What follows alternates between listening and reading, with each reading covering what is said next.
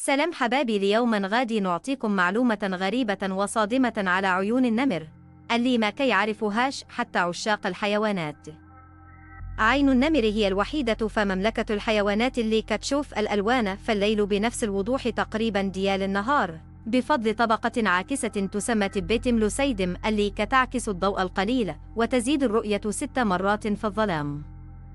لكن اللي صادم فعلا، ومن دراسة جامعة كامبريدج وناشونال جيوغرافيك، النمر كيشوف الأزرق والأخضر بوضوح في الليل، لكن ما كيشوفش الأحمر أبدا.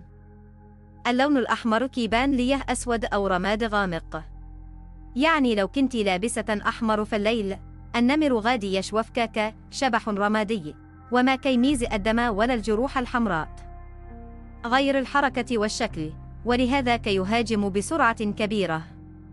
الأغرب فلحظات الصيد، عينيه كتغير لمعانها من الأخضر للأصفر الذهبي، وهذا اللمعان كيخلي الفريسة تحس بلي حد كيراقبها من بعيد، وكي يسموه عيون النمر اللي كتحرق الظلام.